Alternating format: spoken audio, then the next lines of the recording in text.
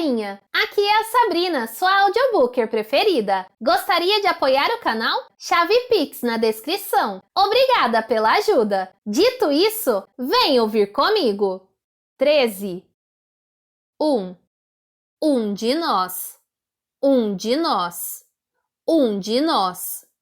3 palavras repetidas infinitamente, ecoando hora após hora dentro de cérebros impressionáveis. 5 pessoas. 5 pessoas visivelmente aturdidas e apavoradas. 5 pessoas aparvalhadas que se vigiavam umas às outras, que agora mal se davam o trabalho de esconder o seu estado de tensão nervosa. Agora, como se por feitiço, já não havia fingimento nem preocupação com a manutenção das aparências, nem com o verniz da formalidade da conversa polida. Eram 5 inimigos ligados por um instinto comum de autopreservação, e todos eles subitamente pareciam-se menos com seres humanos. Haviam sido revertidos a tipos mais bestiais. Feito uma velha e cautelosa tartaruga, o juízo Wargrave apequenou-se, sentado imóvel e encurvado, a cabeça encolhida nos ombros, os olhos penetrantes e alertas. O corpo do ex-inspetor Blore parecia mais desajeitado e grosseiro. Seus gestos pareciam mais rudes. Seu andar lembrava o de um animal vagaroso e pachorrento. Seus olhos estavam injetados. Tinha na expressão do rosto uma mescla de ferocidade e estupidez.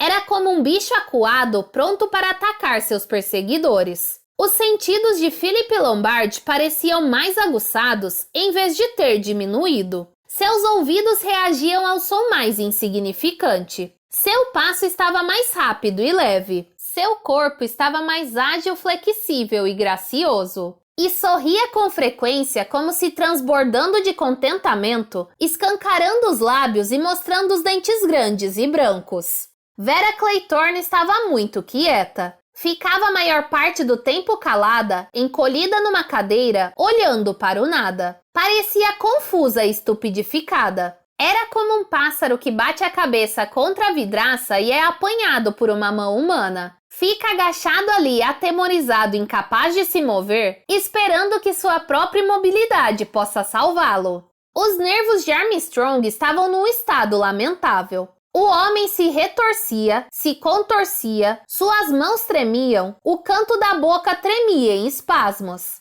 Acendia um cigarro atrás do outro e o jogava fora quase imediatamente. A inação forçada da situação a que o grupo estava submetido parecia irritá-lo e atormentá-lo mais que aos outros. De vez em quando tinha surtos verbais e proferia uma torrente de falatório nervoso.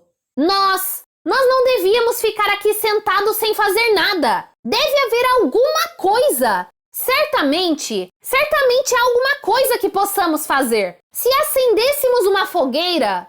Blore interrompeu com um argumento certeiro. Com esse tempo, a chuva pesada havia voltado. O vento soprava em rajadas violentas, silvando como uma locomotiva. O ruído deprimente do tamborilar contínuo e monótono da chuva estava levando os 5 à loucura. Por um acordo tácito, haviam adotado um plano de campanha. Todos ficavam sentados na enorme sala de estar. Só uma pessoa deixava a sala de cada vez. As outras 4 esperavam até que a quinta retornasse. Lombard tentou mostrar otimismo.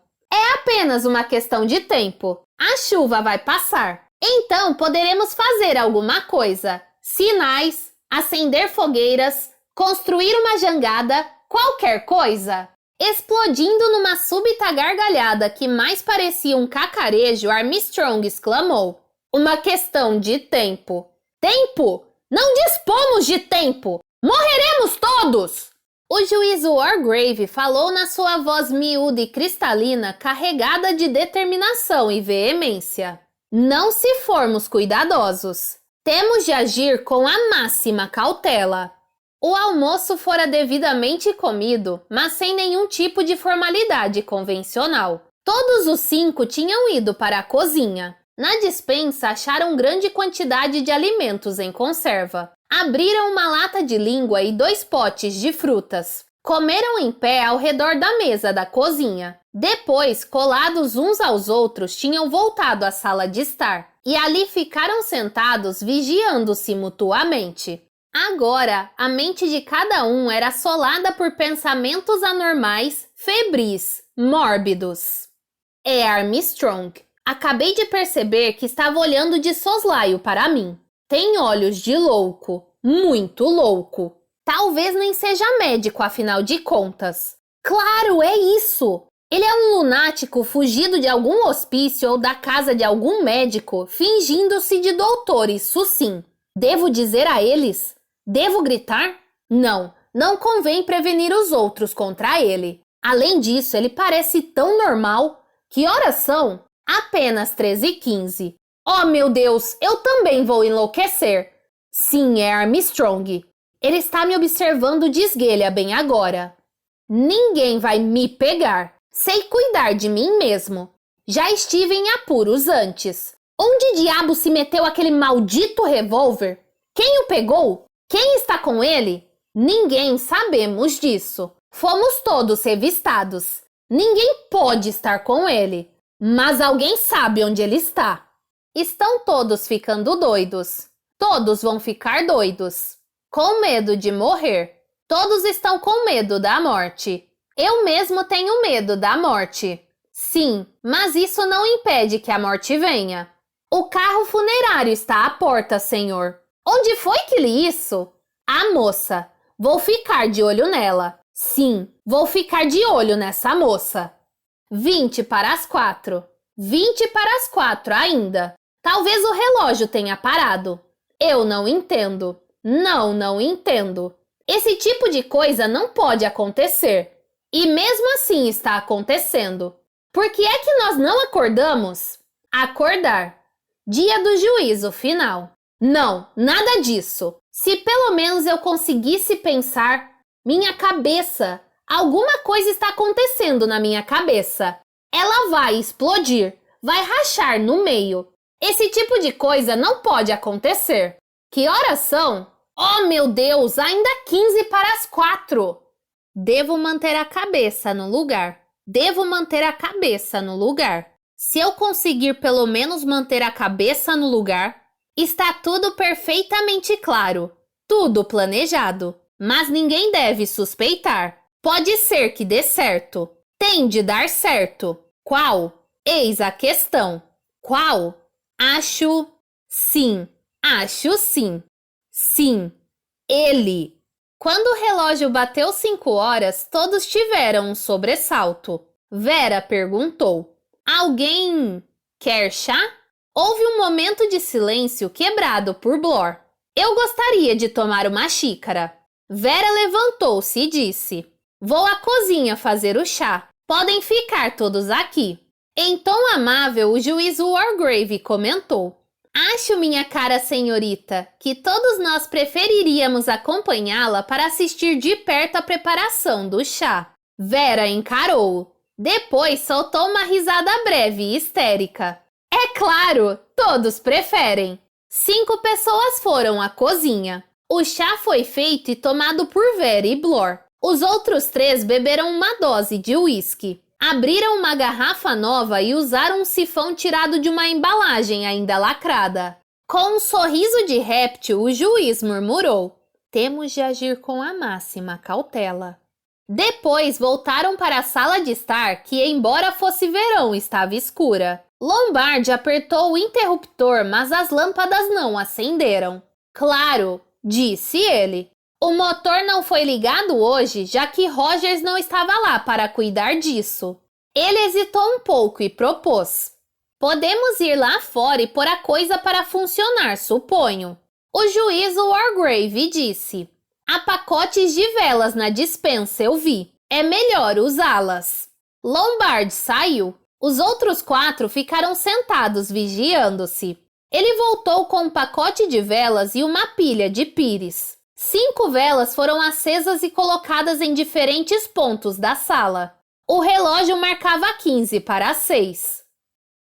2. Às 6:20, Vera sentiu que continuar ali sentada era insuportável. Iria ao seu quarto molhar a cabeça e as têmporas doloridas em água fria. Levantou-se e caminhou na direção da porta. Depois, lembrando-se de que a casa estava às escuras, voltou e tirou uma vela do pacote. Acendeu-a, deixou pingar um pouco de cera num pires e ali grudou a vela com firmeza. Saiu então da sala, fechando a porta atrás de si e deixando lá dentro os 4 homens. Subiu a escada e percorreu o corredor até o seu quarto. Ao abrir a porta, deteve-se subitamente e ficou parada, perplexa. Suas narinas tremiam. O mar. O cheiro do mar em Saint Tredenick. Era isso. Ela não podia estar enganada. Por certo, numa ilha sente-se mesmo o cheiro do mar, mas aquele era diferente. Era exatamente o cheiro que a praia tinha naquele dia, com a maré vazante e as rochas cobertas de algas secando ao sol. Posso nadar até o rochedo, senhorita Claythorne? Por que não posso nadar até a ilha? Pirralho horroroso, chato, mal educado, mimado, sempre choramingando. Se não fosse ele, Hugo seria rico. Poderia casar-se com a moça a quem amava. Hugo. Com toda certeza. Hugo estava ao seu lado? Não, estava esperando por ela no quarto. Deu um passo à frente. A corrente de ar vinda da janela pegou em cheio a chama da vela que bruxuleou e apagou-se. No escuro, ela subitamente sentiu medo. Não seja tola, Vera Claythorne incitou a si mesma. Está tudo bem. Os outros estão lá embaixo. Todos os 4. Não há ninguém no quarto. Não pode haver. Você está imaginando coisas, minha menina. Mas aquele cheiro da praia de Saint Tredenick. Aquilo não era imaginação. Era real. E havia sim alguém no quarto. Ela tinha ouvido alguma coisa. Certamente tinha ouvido alguma coisa. E então, quando ela ficou imóvel no meio do quarto à escuta, uma mão fria e pegajosa tocou-lhe a garganta. Uma mão molhada cheirando a mar. 3. Vera gritou. Gritou e gritou. Berros tão fortes de extremo terror a ponto de seus ouvidos tinirem. Gritos selvagens e desesperados de socorro. Ela não ouviu os ruídos do andar de baixo. O estrépito de uma cadeira sendo derrubada, de uma porta sendo aberta, de pés dos homens subindo às pressas os degraus. Ela só tinha consciência do seu supremo terror. Depois, luzes tremeluziram no corredor, velas, restaurando sua sanidade, e homens precipitaram-se porta adentro. Mas que diabo? O que aconteceu? Meu bom Deus, o que foi?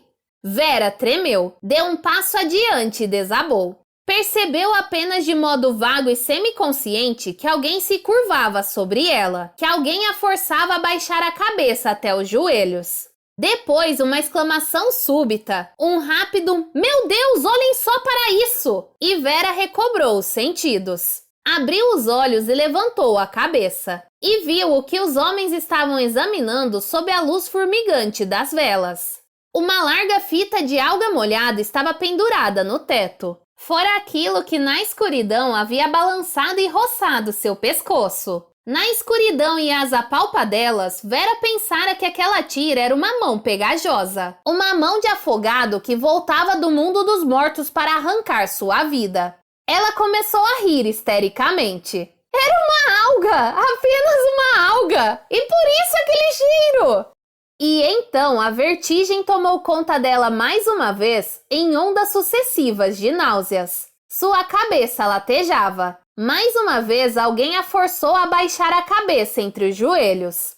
Era como se tivesse decorrido uma eternidade. Ofereceram algo a ela para beber, apertando um copo contra seus lábios. Ela sentiu o cheiro do conhaque. Cheia de gratidão, já estava prestes a engolir a bebida, quando de repente uma nota de alerta, como a campainha de um alarme, soou em seu cérebro. Sentou-se e afastou o copo para longe. Em tom brusco perguntou: "De onde veio isso?" Depois de fitá-la por alguns instantes, Blor respondeu: "Eu trouxe a bebida lá de baixo." Vera gritou: "Não vou beber!" Houve um momento de silêncio. Depois, Lombardi riu e disse em tom jocoso: Muito bem, Vera, que bom! A senhorita nunca perde a cabeça, mesmo que tenha quase morrido de medo. Vou buscar outra garrafa ainda fechada. Philip saiu rapidamente do quarto. Hesitante, Vera disse: Estou bem agora. Vou beber um pouco de água. Levantou-se com esforço, ajudada por Armstrong. Foi até a pia, cambaleando e agarrando-se ao médico. Deixou correr a água fria da torneira, depois encheu o copo. Esse conhaque não tem nada, disse Blor em tom ressentido. Como é que o senhor sabe? Perguntou Armstrong. Blor respondeu furioso. Eu não coloquei nada nele. É isso que o senhor está insinuando, suponho. Armstrong defendeu-se.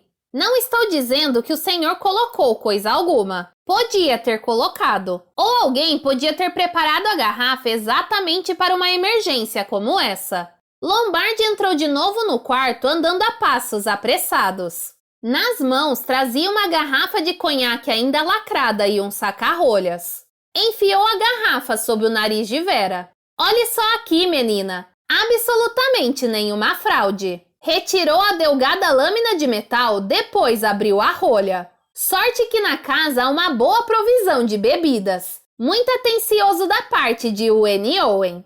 Vera tremeu violentamente. Armstrong, que segurava o copo enquanto Philip entornava o conhaque, disse: É melhor beber isso, senhorita Clayton. A senhora passou por um choque terrível. Vera aqueceu e bebeu um pouco. Seu rosto recuperou a cor. Philip Lombardi riu e disse: Bem, eis aqui um assassinato que não ocorreu de acordo com o plano. Quase num sussurro, Vera perguntou: O senhor acha que essa era a intenção?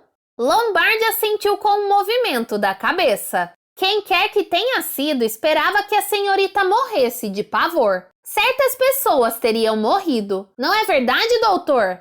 Armstrong não quis se comprometer. Sua resposta foi em tom de dúvida.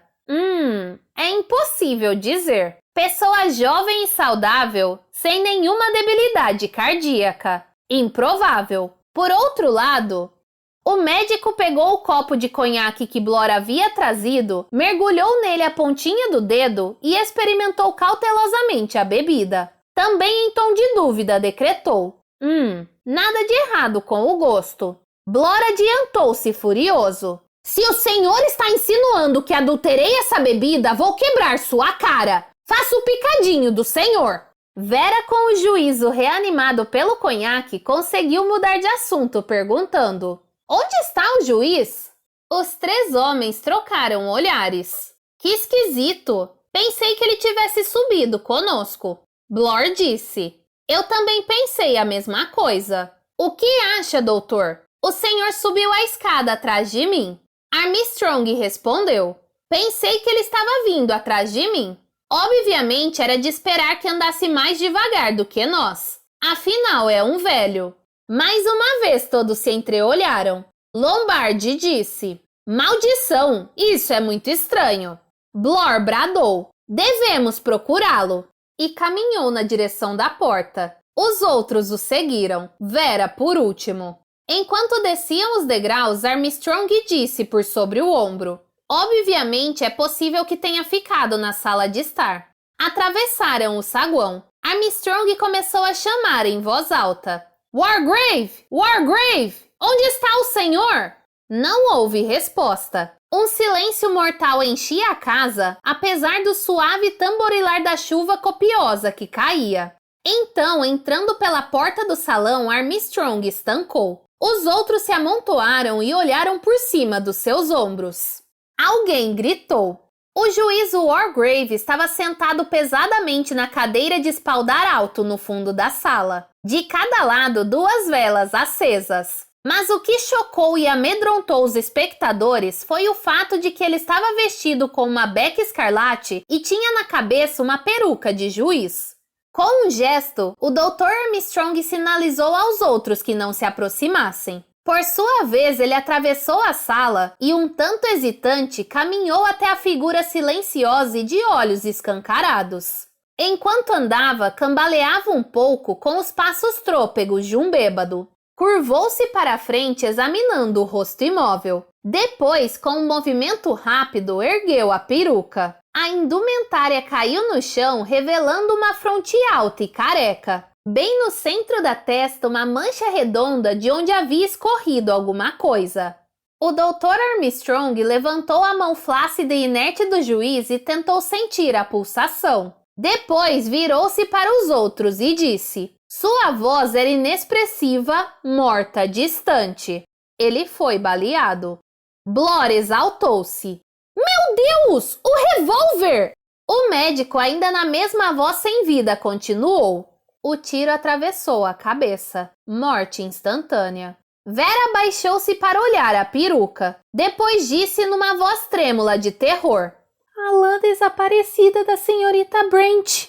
Blore disse: e a cortina escarlate que havia sumido do banheiro. Vera falou num sussurro: então era para isso que as queriam. Subitamente, Philip Lombard soltou uma gargalhada. Uma risada forte, ruidosa, nasal e prolongada que soava artificial. 5 soldadinhos vão ao tribunal ver julgar o fato. Um ficou em apuros e então sobraram 4. Esse é o fim do maldito senhor Wargrave, o juiz sanguinário. Nunca mais vai pronunciar sentenças. Nunca mais o infame vai usar o capelo. Esta aqui é a última vez que preside uma corte. Nunca mais vai fazer sumários nem enviar pessoas inocentes para a morte. Como Edward Seaton riria se estivesse aqui? Meu Deus, como ele cairia no riso! Sua explosão chocou e sobressaltou os outros. Vera berrou: ainda esta manhã o senhor disse que ele era o assassino! O rosto de Lombard se alterou. Tornou-se novamente sóbrio, contido. Voltando a si, ele murmurou uma desculpa. Eu sei, eu disse sim. Bem, eu estava errado. Aqui está mais um de nós cuja inocência ficou provada tarde demais.